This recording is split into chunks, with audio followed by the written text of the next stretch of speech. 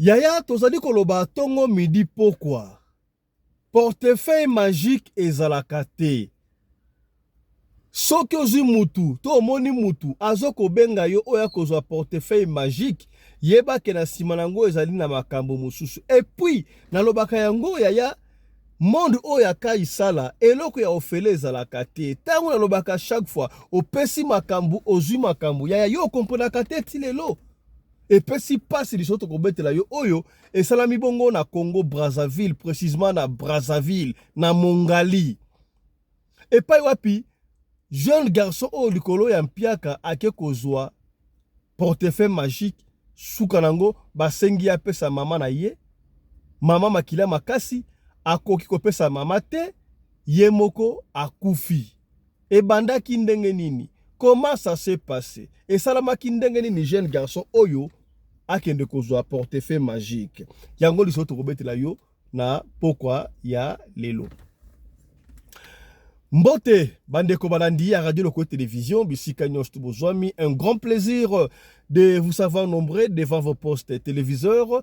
Encore une fois de plus, merci na confiance oyo bopesaka biso na programme oyo Radio Loco, les seuls programmes, la seule chaîne, la seule émission oyo tofandaka biso nyonso tu toyeko solola makambo zali koleka bongo na communauté na biso batu ya Mangala. Kombo na ngai ezalaka Fiston Pelende, babengaka ngai pe mingi tate ya Sedek. Soki po olingi kobenga ngai tata Pelende ekosala ngai plaisir na cadre ya recours à l'authenticité. Kimbangu 100 kilo fondation mbote na bino tata Mbemba esika yo ozali. Yaya mikolo oyo bakomi ebele na ba internet, na ba Facebook, na ba WhatsApp, na ba YouTube, ba charlatan oyo bazokoloba yaka tokopesa yo portefeuille magique. Ya portefeuille magique ezalaka te. Soki ezalaka ndenge nini yoka lisolo ya jeune garçon oyo. Yango nalobaka chaque fois ba parents salaka effort ata mbongo eza mingi te. Ba parents tosalaka na mbongo oyo kosoto suffire parents. Excusez-moi. Mbongo oyo okeko futa ndaku, okeko lesa mwasi na yo na bana bakoko zalamba, okeko futa ngo minerval. Soki mpiaka pe leki mingi ezalaka malamu te pona bana nzambe. Ndeko mobali oyo kombo na ye ba bitotanga ngo te. Mais na ko betela yo lisolo po o comprendre. Po muta pesi lisolo membre ya famille na bango. Papa Fiston biso tofanda na Brazzaville na Mongali. Famille ndenge ezalaka kaka famille moi difficulté ezali. Kasi leki na ngai ya mobali ye alobaka ngafona koma millionnaire, ngala ko simba bambongo atanga kutu bakombo ya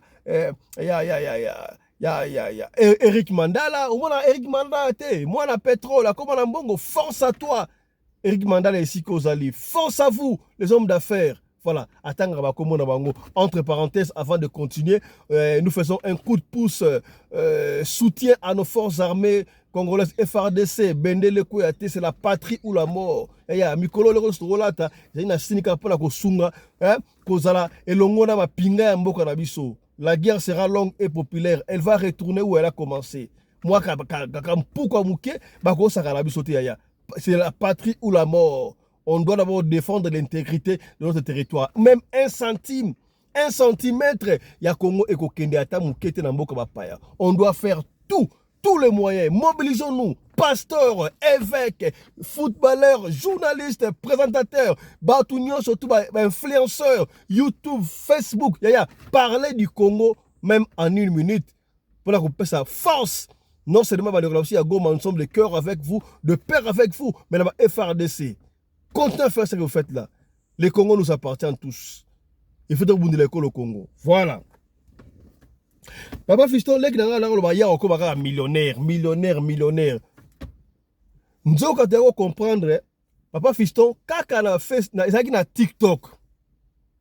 Na TikTok, quand on a fait, les gens qui ont fait na TikTok, amoni, ceux qui moutumont quand on bakuna, à ceux qui ont la publicité, il y a un portefeuille magique. Obobenga ngai na kopesa portefeuille magique ofele ata ya mbongo moko te yaya ofele yepe tellement comment qui a soit fait yango makamba ba téléphone Android oyo e bebisi makambo ebele e memi batu ebele na bobunga ba téléphone Android oyo yango tu peux faire comme ça la soka na ndori téléphone et si de la kana moi bien oh yo le que problème jeune garçon na koti azupe numéro abengi boni apesi kombola ça va boni OK ndenge zalia OK ya ba kuta na mutu ante kaka na téléphone oza besoin téléphone ya portefeuille magique OK premier te kombo na onani apesi kombo na yo date de naissance na nini oboto mo konini apesi date de naissance pesa boy apesi nyoso to na apesi bo premier te ya tokobenga yo lobby pe ko karaté et koki jeune garçon na ba benga yi oh monsieur tel OK ça va premier te lelo na ba 0 heure bima libanda talama prière oyo sala prière oyo soki prière oyo silisi okoti na toilette okomona na se ya toilette wana okomona portefeuille magique na yo ezali wana mbongo oyo kobandobima na kati chaque jour nazoloba yango na dollar yo kotia yango na ba francs CFA na ngwa na porte-monnaie na yo wana chaque jour ebandobima $5,000 $5,000 ya pas maraba bino conditions zate ya pas manengo apesi yo oh vous avez une chance lokola maseki ndeko oyo lobi na ngope akei toi na mongali na mongali oui mongali faut vérifier chaque fois na mongali oui na 0 asali pe prière wana akei na toilette makambu ya toilette oyo za très dangereux surtout ba mingi au moins sur la toilette ya voilà entre parenthèses na koyamba pe évêque Alpha Mpolo awa akoexpliquer makamba toilette wana soki oza na toilette ya ko kanisa makambu ya vina yote ko loba vina yote kene kotika ba déchet obima parce que ba diable bakadi mpemba bazalaka mingi na toilette pona nini so kotu na toilette obanda ko loba makambu na yo okomona makambu no esimba te pona nini kuna ba dongolo bazu yango pa na toilette est-ce komi to so lipembe ya akei pe na toilette kuna kaka ndenge ba yosaki ya pe incantation wana amoni pe portefeuille magique est-ce que c'est magique ya solo to zaki démoniaque tala kunseki tala kumamba mwana mobali otanga zu yango akenango mbala mwana tongo wana $5,000 mwana mbala bandi ko dépenser azalaki je manque de mots na kolo bateke un pauvre malheureux bazalaki na l'autre côté un jeune à 24 ans 25 ans 26 mob azalaki na l'autre côté bou na tongo la muki abandi ko somba biloko abandi boum akena wenda somba la ba bien le maman moi changement muki pas jeune garçon même la pas la bango mon changement oh yo zimongo wapi obandi ko somba biloko boy ndenge nini azuba master na e boum ba kena restaurant ko lia do ba chéri pe au sakalate de 5,000 wala il faut si là contrat liboso na songa moi c'est no ba sinaki contrat ba saki non obando sabilo ko pendant 3 mois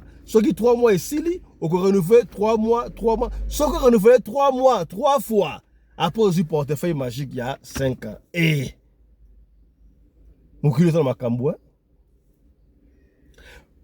tango aziongo wana dumi ba chéri onde ba chéri asombi kutu mutuka azaki na condition te o mbongo wana il faut si la chaque jour tete ye 5,000 bima wana soki site mususu ko bima do ndongo wana siko condition apesa ki ye akabela ka mutu mbongo te ata pa na bango abana osomaka provision nyonso mais po apesa eloko akopesa mbongo te na yebite po anini ya akozo wa master bakena bar ba meli ba azoni wango ba chéri ba dumi ba mituko ya ko louer mtuko le ça va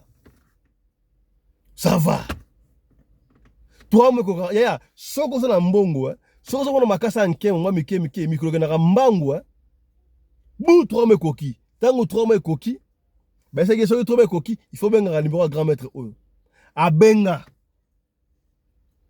ba c'est oui tout le monde déjà 3 me koki premier te au renouveler kene la toilette sans la prière oyo a kepe la toilette à sali prière wana ba renouveler et renouveler mais c'est même chose ba camarade na siko tellement a commis na mbongo a osala ba bien ba ko tuna mon cher tout ça quand ba mina yo ba camarade na yo zimbongo boy ososaka na mbongo boy est-ce oko fungola biso te cher ami osala ki ndenge nini a olingolo bate osala kindenge nini yo pesa osombela kabiso masanga osombela kabiso tabilamba yo somba ka osomba mais pour biso cash o pesa kate qu'est-ce qui ne va pas alingi kolobate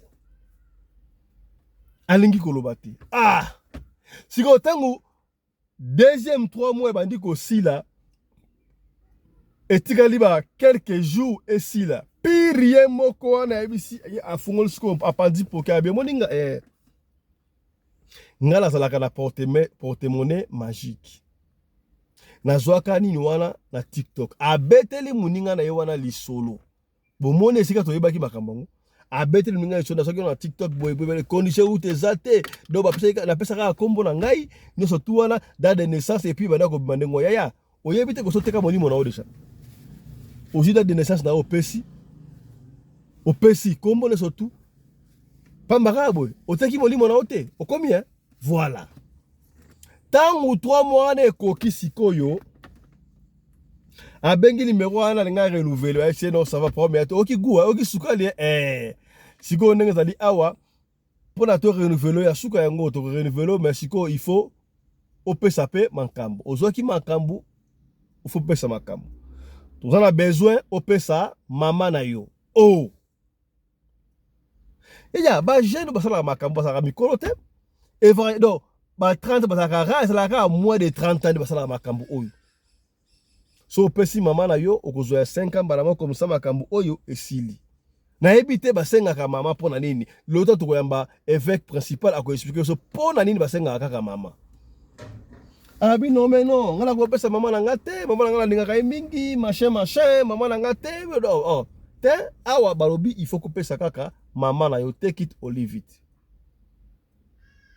Na kopesa mama yango ndenge ni oyo ndima kaka opesa mama habité na kopesa mama na ngate. L'amour de l'enfant envers sa mère ezalaka aboyi kopesa mama na ye.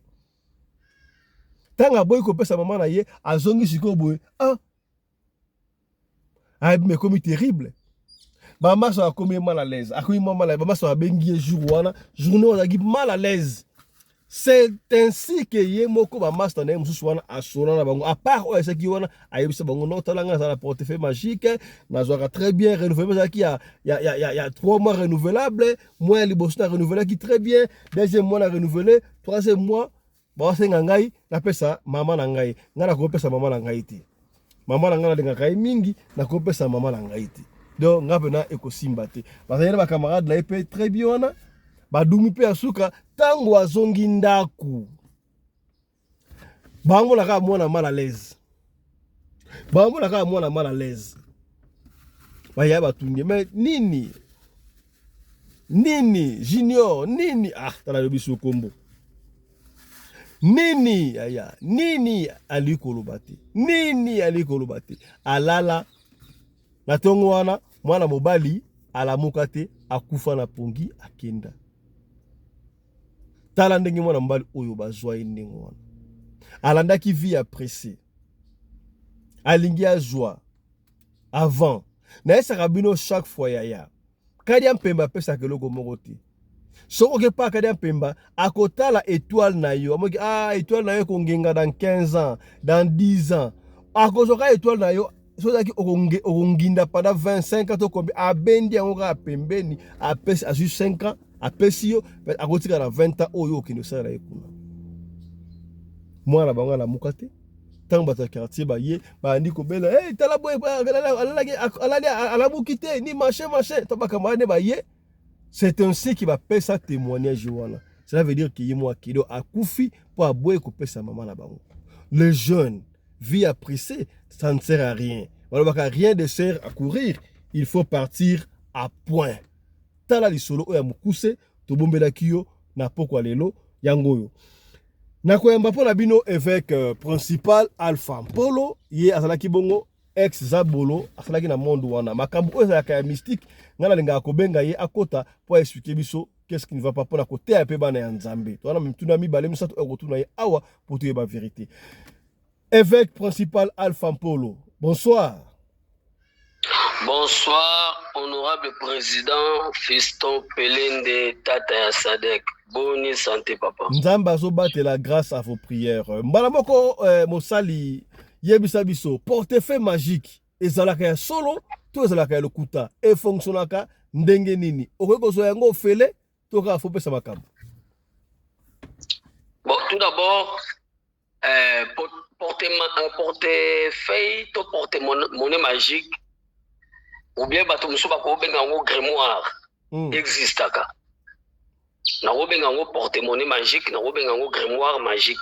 Eza comme un livre, eza comme accessoire ou ezo sala ke moto azwa espace moko o demo zo pesa ye, azwa eloko moko eza na facilité. Mais eza d'autres, eza likambo moko, eza une fois pour tout auto benga ka ba vol malin. Eza ba vol malin. Donc porte-monnaie ezo travailler en collaboration dans le monde des ténèbres avec des esprits oyo tangu yo sali demande et pas ya ba ancêtre pour beaucoup plus ba porte-monnaie magique o mis ba noir ba tumingi ba magie noire ba tizara ba benga mingi ba kombo ba koko ba ancêtre ba bisimbi ya kala. Bango ne bakendaka soit na ba banque, soit na ba maison batu, soit na ba poche batu, soit na ba sac ya batu. O nazaki na mbongo na kata sac elimwe e batu wana ba yibi mbongo wana nde ba yeko bimisango na kati ya porte-monnaie ou grimoire magique. Mais elle fonctionnaka pamba te. Osomona, elle fonctionnaka pamba te. Po tango nga balinga ba pesa ngai porte-monnaie magique. Condition ba pesa ngai ke il fallait na passer rapport na mwana mwasi moko akufa ya vierge mais il y a 21 ans. Funa sala rapport na mwana mwasi moko akufa mais akufi vierge azana âge ya 21 ans.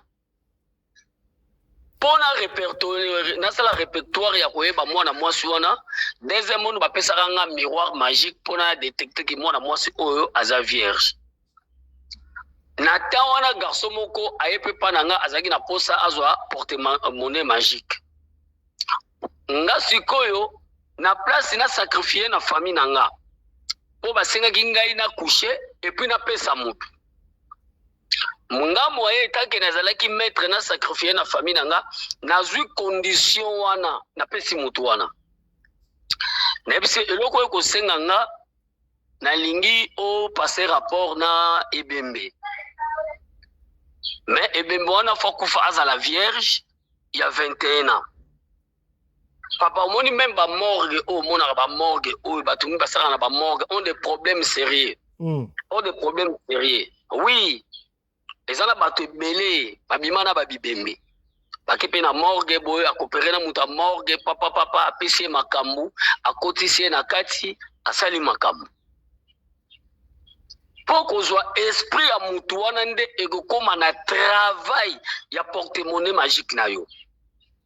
Yango zomona ndeko tango akei eloko liboso deuxième monde apesaka mutu eloko ye abandi ko travailler na nupo na yo. Tango amoni azo travailler pa na yo omoni elengi ya travail wana. Nde sikoyo focha accent. Omoni nde tolobaka offrande. O sele eloko moko po mutu wana pe sikoyo akota na accès ya ko travailler po na travail na yo. Osomona. Yango moni première fois bisaki au passé pendant 3 fois. Amoni première fois amoni mbongo ezokota aller na 1 mois wana amoni elenga mbongo. Na deuxième mois amoni elenga mbongo nde na 3e mois po mbongo ebima. Fu porte-monnaie sikoyo esenga. Muto yo akokota na kati ya porte-monnaie pour travailler ensemble. Liboso bango moko ba demo bazako travailler ensemble na kata porte-monnaie wana.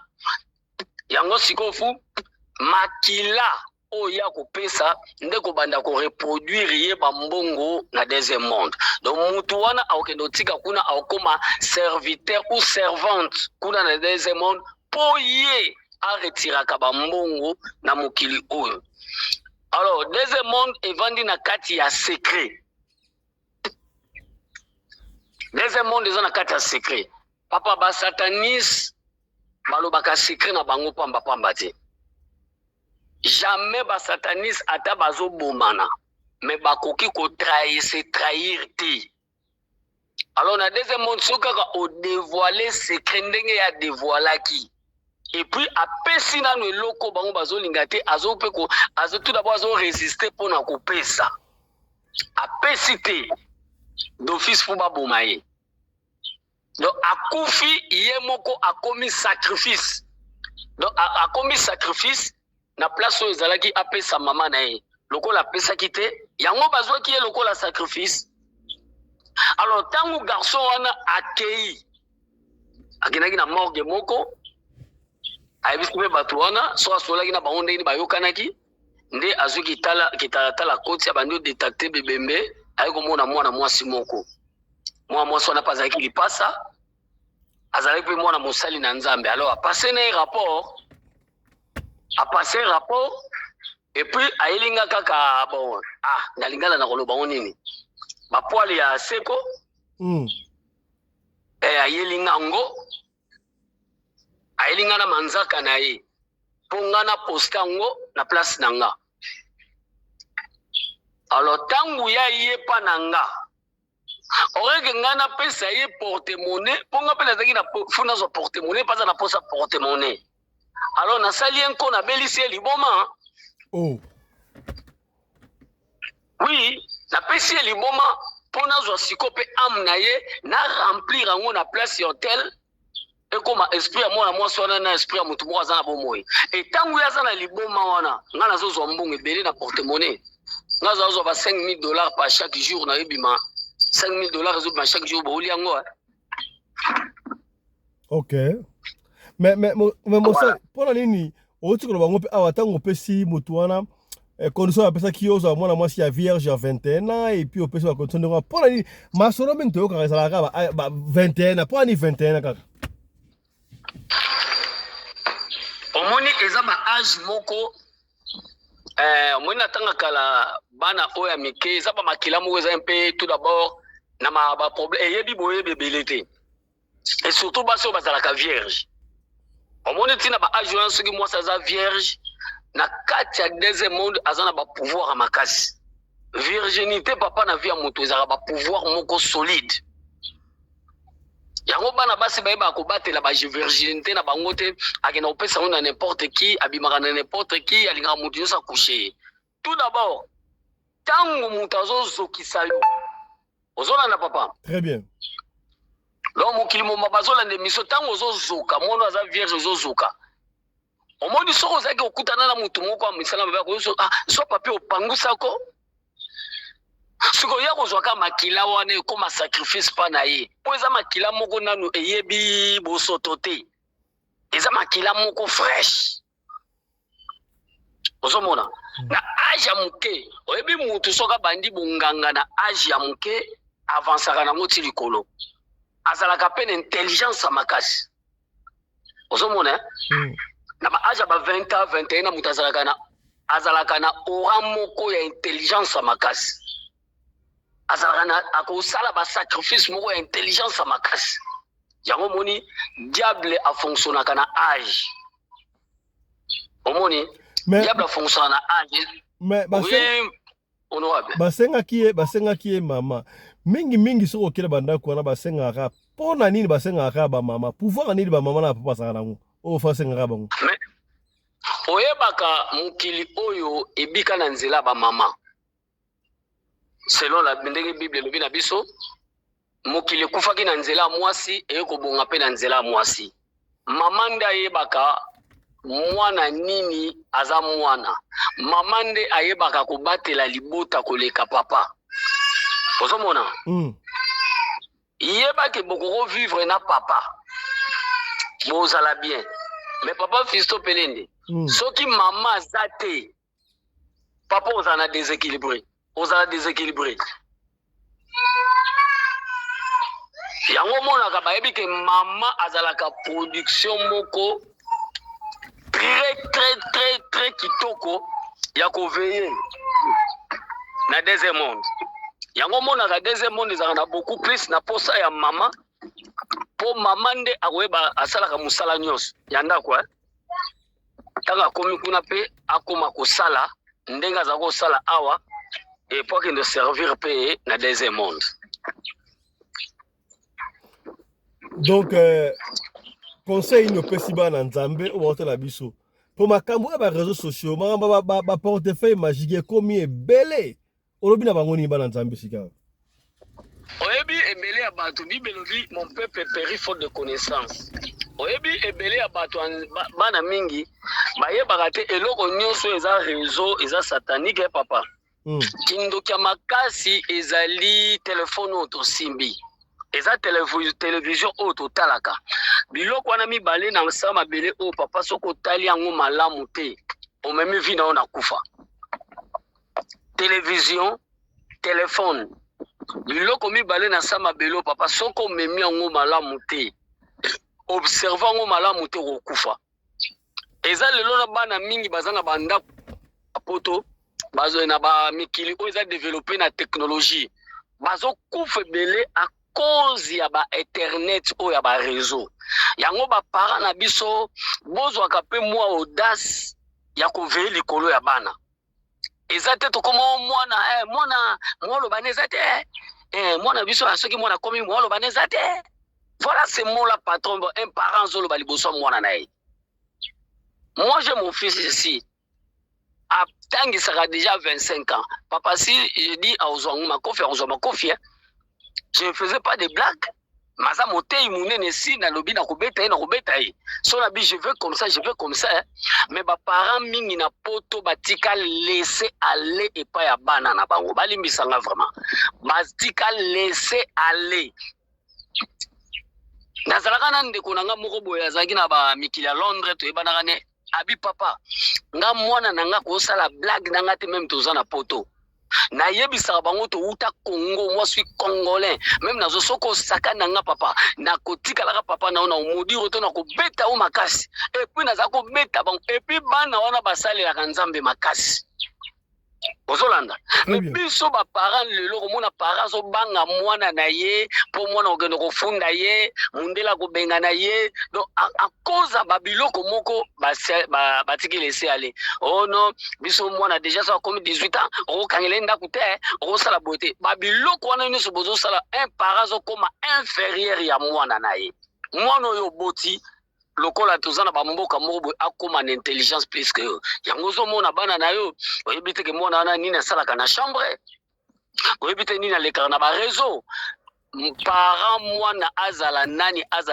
aza droit na ko contrôler ye ya koyebisa ye que tu es mon fils tu es ma fille moi je veux ça et je veux ça je ne veux pas ce qui pose ike lisusu nzambe na kati yango ba parents koma parents sambelaka mwana sambelaka te parents oyoba nzambe azana mwana ame ayebi nzambe te mwana bandi komela ba chanvre na misu na yo mwana komi ko se droguer na misu na yo tala lelo vie ya mwana wana ndenge ko kufa akufi po nini amonaki ye moko ke mama na nga azali intouchable soki na mekie na kokufa yango monaki ye akufaki papa nga na bela baliboma oyo mpona koluka koboma mama attention na vie mama basimbaka te mama de pouvoir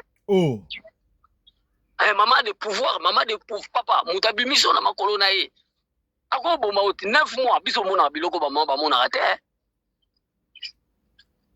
biso tomonaka te mama kose blagaka te mama tu es une femme tu es une force oza force moko oyo même bapapa bakoko maîtriser yango te mwasi atikalaka mwasi na nzela na onde mokili oyo emimonana alors ntango oza na mwana no na kati na il faut le contrôler il faut le gueuler mwana kolekelo te mwana te mwana nde yo nde oza na droit ya kotalisa nzela mwana sakani okende mpena na leta na bino nde bobanga bango opeseli rapport odi il est tout d'abord elle est ma fille mon fils c'est ngai nde na boti ye ngai nde funa pesa ye ordre mwana na mona azokanga te po bino bamindele nde bozokomisa bango motu makasi voilà mokila molili mundele ndenge bebi ozomona papa à cause ya internet nde à cause ya réseau bana na biso lelo ba baby ba parents ba veye makasi likola bana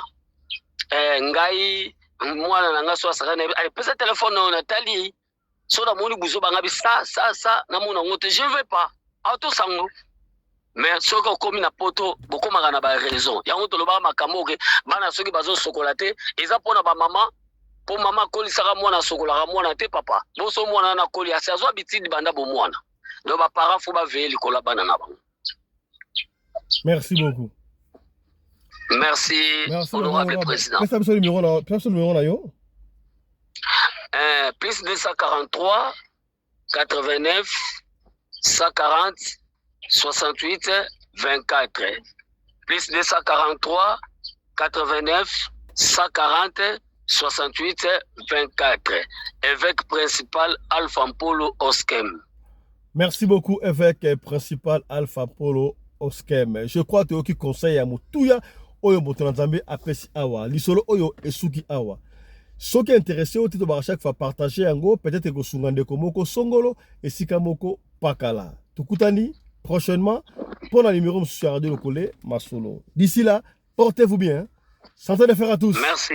Chap chap. Ciao. Et ciao. Ciao.